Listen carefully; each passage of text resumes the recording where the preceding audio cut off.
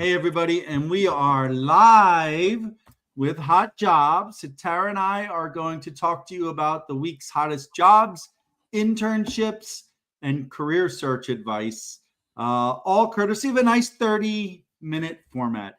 And so what I'll tell you is that if you're joining us today, go ahead and drop in the comments where you're joining for, and if you are looking for something, put in the comments what you're looking for, what job title, and where you're looking for to do it, so that you can kind of narrow things down for a lot of the people in our community that may have jobs can come and find you. And we also look through it, the jobs as well. Before I get into the session, today's event is brought to you by our partners at Acuity International that tackle some of the world's toughest problems. They've got a lot of roles in medical, logistics, security all over the world, from Kwajalein Atoll in the Marshall Islands to Ascension Island, which is somewhere between Africa and Brazil, like in the middle, Somalia, Iraq. I mean, we're talking about either adventure all the way to resort-style living in Kwajalein Atoll.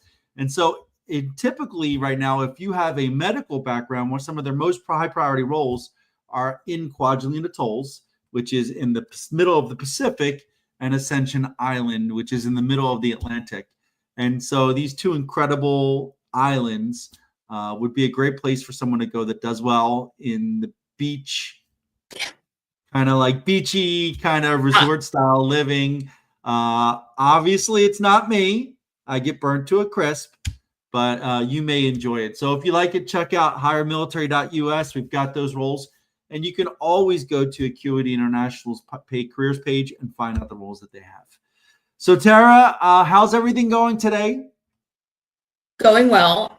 It's about the surface of the sun here. It is so hot. So very fitting that we have hot jobs in what I think is going to be maybe the hottest day of the year, but I say that every day. The next day is even hotter. And just a few days ago was the longest day of the year. Yes. So now it feels like the hottest. I will tell you, I have not left the house. I may not leave the house today. It's not really recommended today. It is hot out there. So we've got Sharia in California looking for medical administrative assistant work.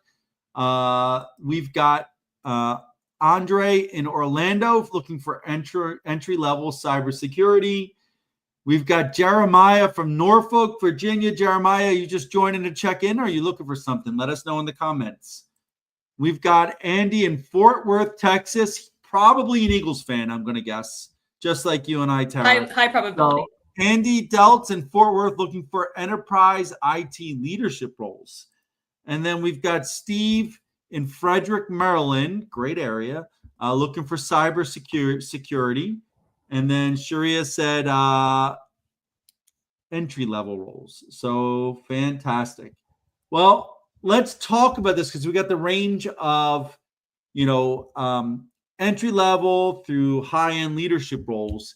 And one of the topics comes from my post today, and I apologize. I did not get a chance to go over this in advance with Tara, so you'll get her, ultimately honest feedback, but it's on years of experience, right? And so what I like to talk about in my post this morning is when I retired from the Army, I had 24 years, 3 months, and 3 days of service. And so my resume said over 24 years of experience. And it said that for every job for which I applied initially. It said that for HR. It said that for talent acquisition. It said that for project management. But the thing is most of those roles, since I was applying for senior roles, were like 8 to 10 years, 7 to 8 years, something like that of experience. And so what I like to talk about is, what do you think, Tara? Is there, like, if the job says 7 to 8 years of experience, or at least 8 years of experience, and you say you have 25, does that necessarily make you a better candidate? And is it possible that much of that experience is not counted the same way? Yeah, no. I think if you are meeting the minimum, like you said, if the minimum requested in the job description is 8 years, and if you're meeting that, I would just list your relevant experience. And I think that's where we're headed, Mike, right? Mm-hmm. Is that we're not asking for every job since you were 14 years old. We want the most relevant. If you are short on that 8 years, let's say you have like 6.5 years, but it's really relative experience and you meet all the other qualifications, then I would think, in my opinion, I would list all of that, make sure it's well said, make sure you are relating those tasks back to the job description. And then I would take that opening sentence out. I would let the recruiter and the hiring manager see your skills first. And then if that 8 years is a hard requirement, then you're not going to be selected. But I think what you're saying, Mike, is, putting that 24 years of total work experience versus this is my 8 years of relevant experience. Yeah. And so what I like to say is that if you've in the military, we count our years of experience as total time in service. Yeah. So when I got out, I said I had 24 years of experience. I probably had like 10 to 15 different jobs, and some in very different. I had counterintelligence roles. There's different roles I had in that. I had human intelligence roles. I had security and facility security officer roles. I had pure leadership roles. I had case officer roles, and I had a fairly streamlined career. Most people will have 6, 7, 8 different jobs in a 20-year career. If not in officers, it's even more because they make you a generalist. And so what I like to say is that there are, HR, especially if you're retiring, you've got elements of HR, operations, logistics, security, training development, project management, like you tick, all the different jobs. But you don't have 20 plus years experience in each of them. And so what you have to do is look at your total work experience and pull out the relevant stuff to make it equal the 6 years, the 8 years, or whatever.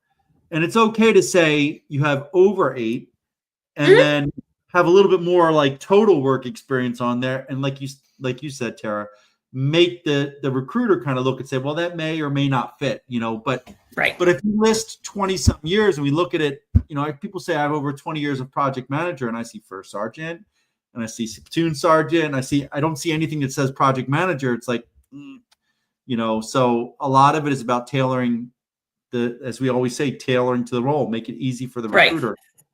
And then the other part of it is I gave a typical rip the Band-Aid off answer to a sergeant major post this week that's gotten pretty hot and heavy and mixed up. And it was basically a sergeant major getting out with the right intention saying, sergeant majors make good HR business partners, but he'd never been out. And he listed the things on his post that sergeants majors do under the HR umbrella, but are not the primary tasks that HR business partners do, right? He focused on the wrong things. So you cannot tailor effectively if you don't understand the job, right? And that's the key. Like his focus was all of these things, and those are like secondary or third skills required for an HR business partner, which, you've got to learn. So doing those informational interviews, looking at the job description, seeing what the priorities are on the must-haves allows you to tailor it more effectively. Oh my God. And here we go. You're killing me. Alan. We talked about this last Go ahead, week. Sarah. We talked about this last week, Alan. So there's no black hole. A real person will read your resume. One of the things that we suggest, of course, is to tailor your resume for each position, as well as relate your relevant experience to the required tasks of the job role.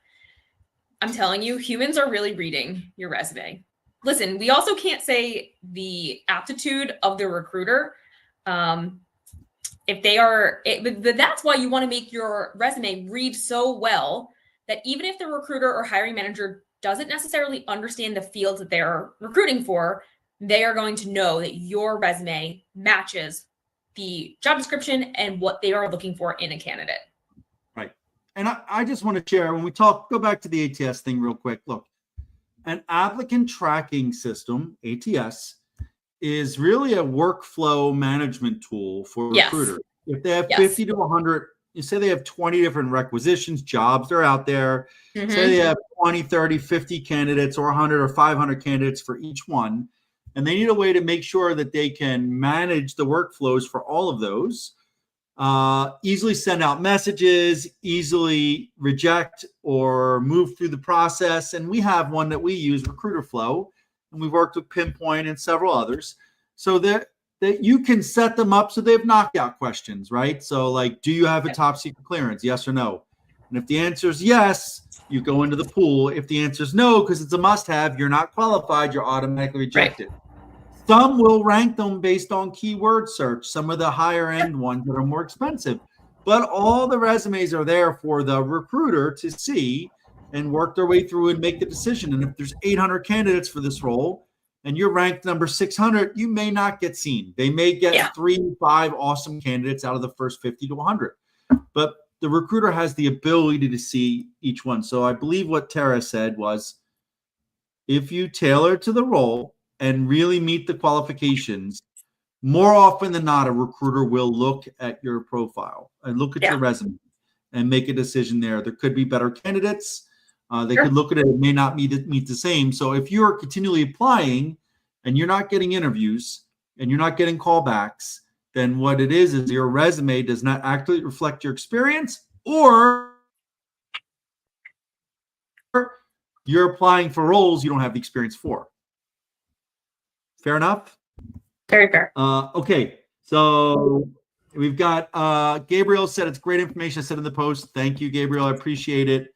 I just want people to realize that the potential is there. There may be some gaps. If you identify those gaps, you can do it. So, for instance, if a sergeant major or any E9 wants to be an HR business partner and it realizes that there's a gap in employment law, labor law, there's a gap in benefits and compensation, or how to run an open enrollment or whatever, they could go take a certification course, they can go earn a degree, and they could fill those gaps. They could do a skill bridge with a company where they get to work with them full time and get 3 to 4 months doing it. I mean, these aren't hard things, but you've got to have some experience with it. If that's the primary role and you don't list it, you're not qualified.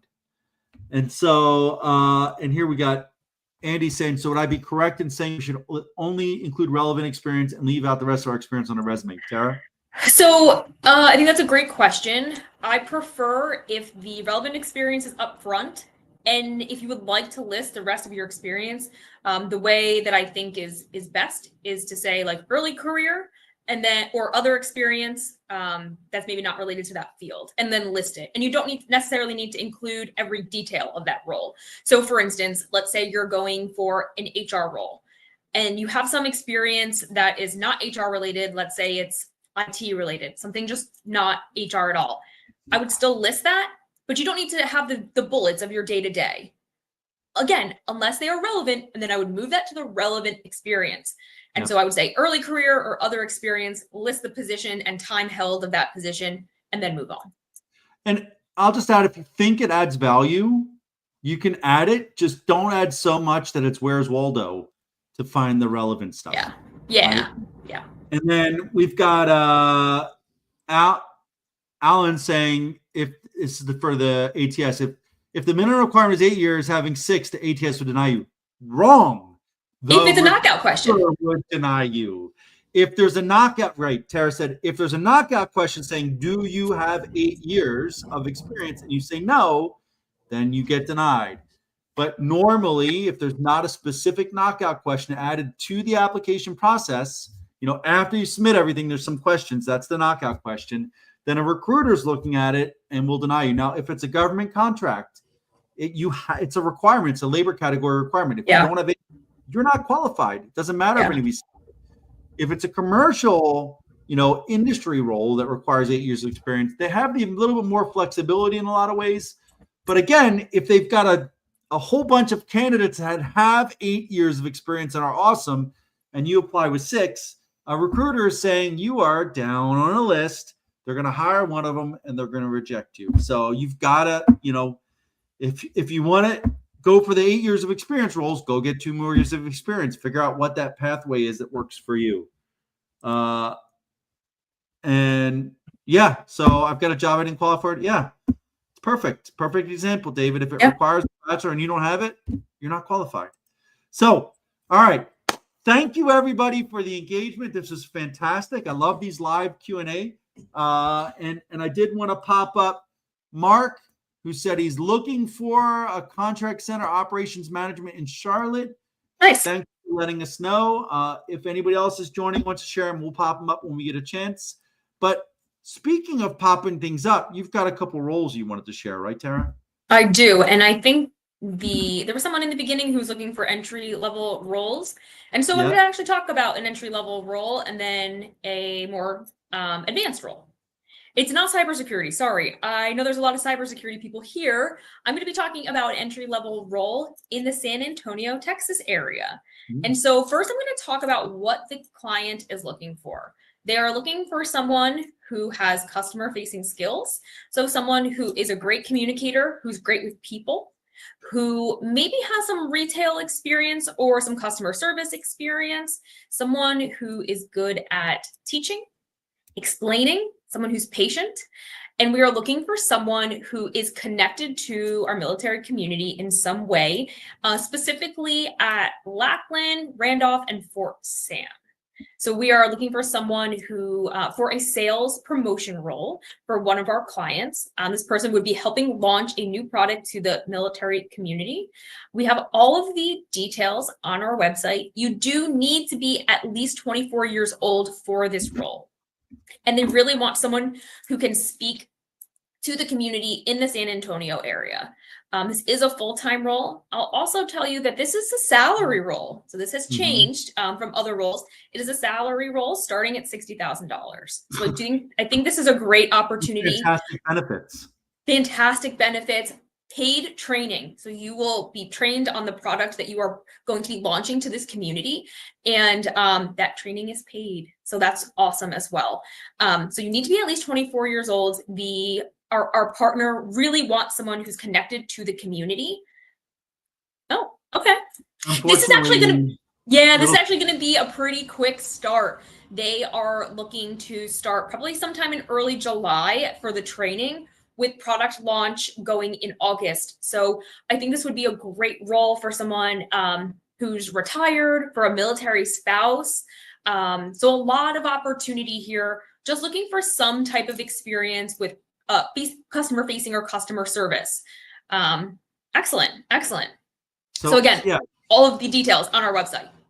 Yeah, I would go to HireMilitary.us. I will say that we've done this on other installations at Fort Cavazos, Quantico, and Camp Lejeune. A lot of these are working in the AFES facilities and just talking to customers, right? Like that's, if you think like $60,000 a year with great benefits in the San Antonio area, that's already a pretty decent salary. No degree requirements. Nope. Just gotta, be comfortable around the military, understand and be connected to the military community, and like talking to people. And if you can do that, boom, this is a fantastic role. We got two of them, right? We do have two positions. Yes, two positions. Don't be greedy and not tell your friends because you want to be the top dog. Tell your friends, and let's hopefully both of you get hired. So yeah, super excited about these roles. Quick turn. So if you know anybody in the San Antonio area interested, let us know. So the next role I'm going to talk about, we're going to totally pivot. This is going to be an overseas role, actually. And I don't always have a lot of these, but we're looking for a delivery manager, someone in the IT space who is comfortable with DoD systems and operations. And the request is for Army, but open to all branches, someone that has experience with product delivery, specifically with software and hardware, and someone who's familiar with DoD processes and systems.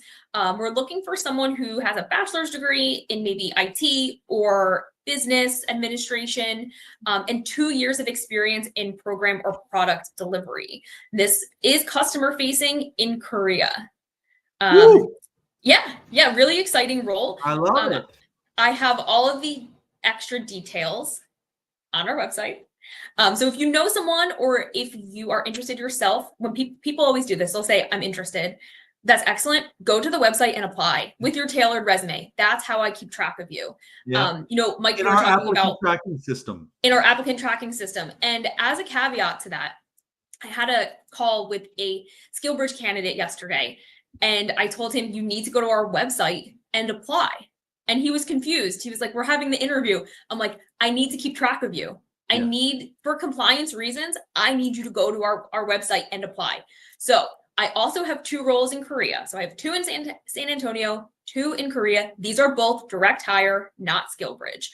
And so go to our website, take a look at the details, apply, or if you know someone who's interested, tag them in the comments. And 제가 한국말 조금 할 수 있어요.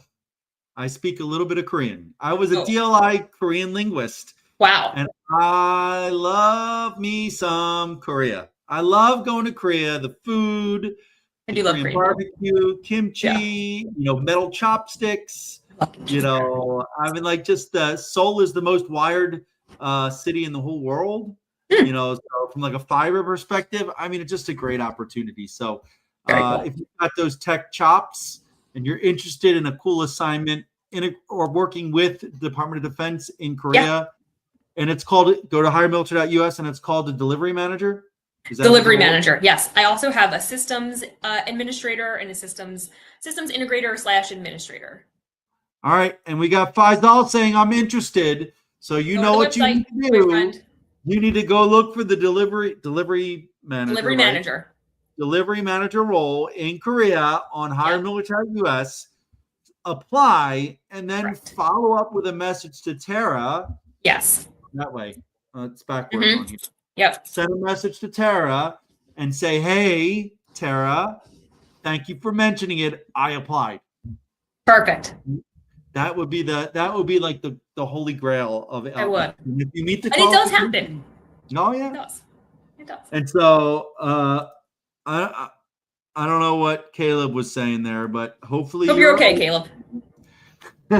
So all right. So and the other ones you said were sales promotion roles on San Antonio. So you can look for them that way. Both fantastic opportunities. For me, I want to talk about 2 contingent roles we're looking for.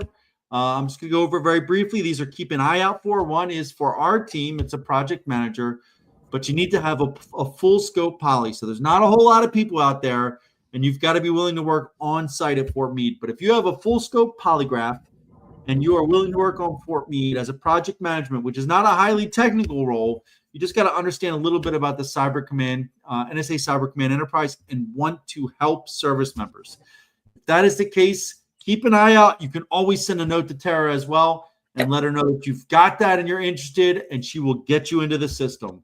The other one is we are looking for someone that's got a career coaching background, specifically around the military transition. This is going to be a remote role, and it's going to be somebody that's going to work hand in hand with service members that are getting out, like walking them through the transition process. We're talking everything from figuring out what you want to do, to doing informational interviews, getting your LinkedIn profile together, to working around helping them build a resume, to preparing them for interviews, negotiating salary, looking at benefits, and start it all over again. So someone that's really knowledgeable about the transition process, and that is able to work with them, connect them to resource, make introductions. So someone that's going to aggressively work on behalf of transitioning military. So if that's you as well, keep an eye out on HireMilitary.us. I'm backwards today.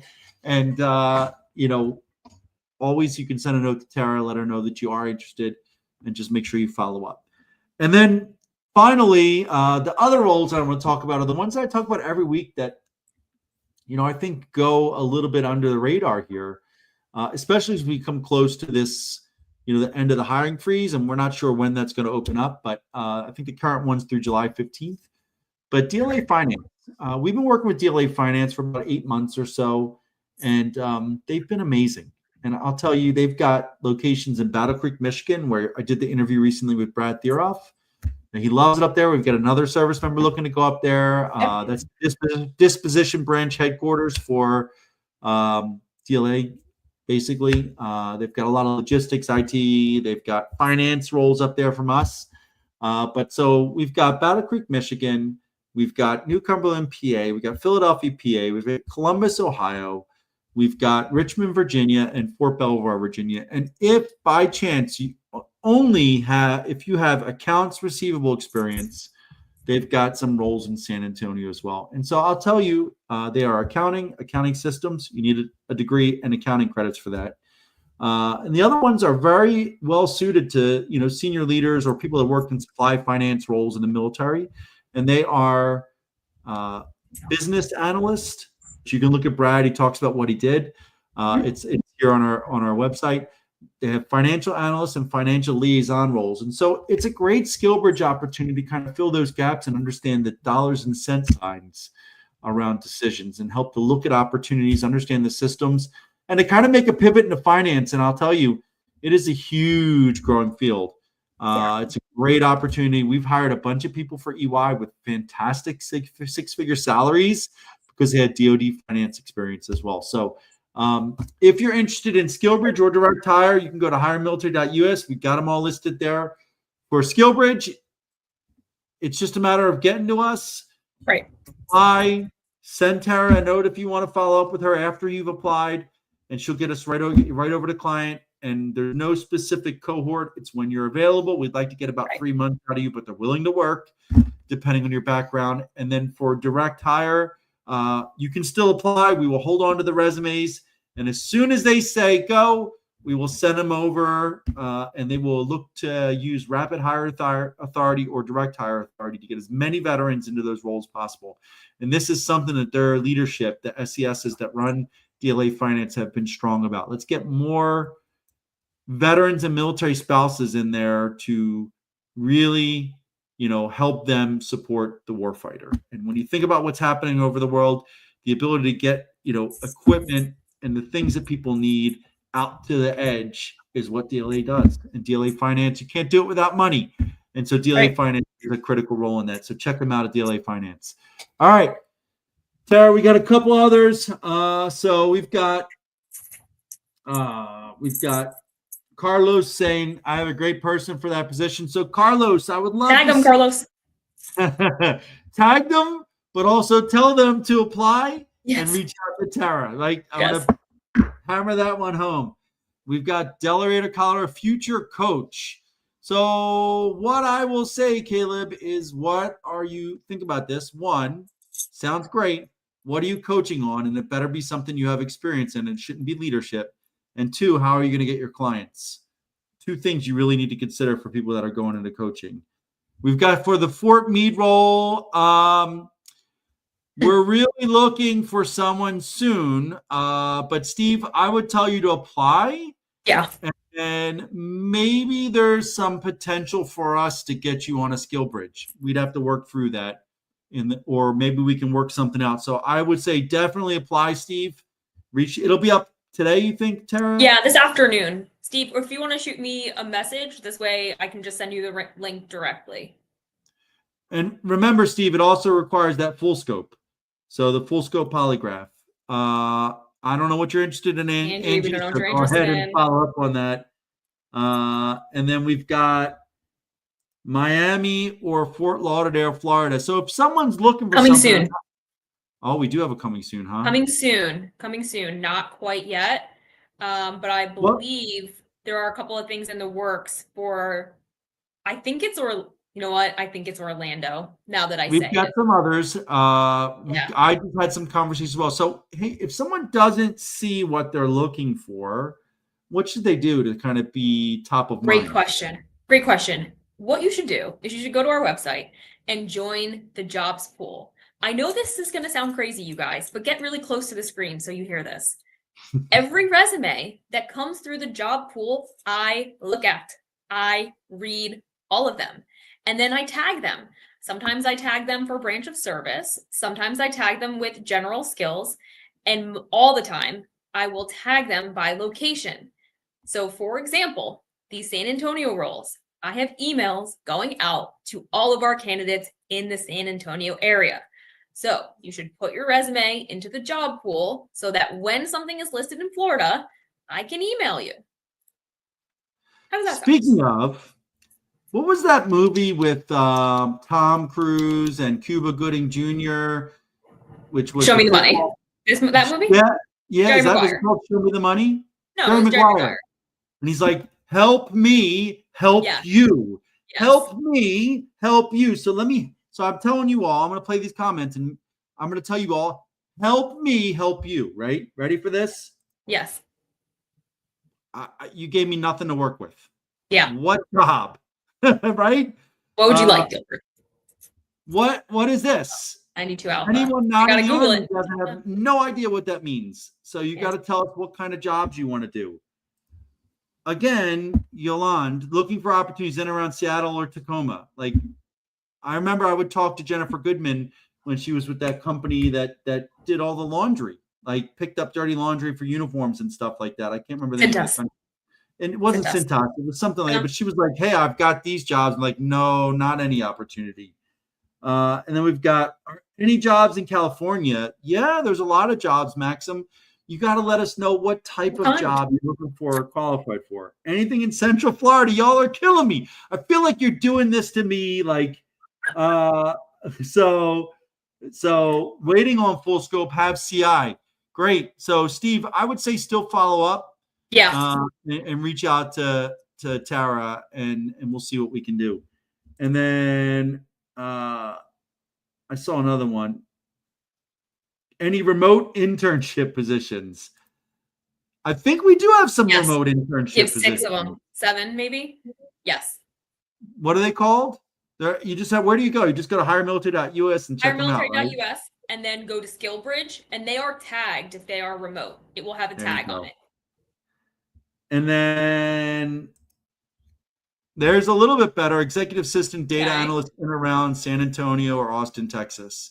Okay. I don't think we have anything, but with the one we do have in San Antonio is $60K a year, customer facing. So, yep. Nothing in data in Texas. And then we've got Evita saying, is this for spouses as well? Yeah. So yes, everything we share also applies to spouses if you have the relevant experience. Absolutely. So, a lot of great opportunities. Hey, we got to roll. We're already 3 minutes over the limit.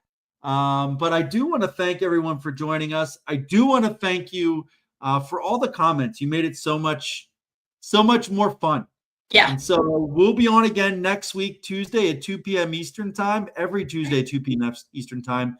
And then just about every Thursday at 2 p.m., I do office hours from my page, from the Michael Quinn page, that you could join. And I talk about all these topics and answer questions with a rip the Band-Aid off style. So it hurts fast, but the pain goes away faster. And so, Tara, good luck in the heat. Don't go out and do any hot endurance running today if you can avoid it. Already did it. Already did it. Awesome. All right. Well, thank you so much, and everybody. We'll see you next week. Bye, everyone.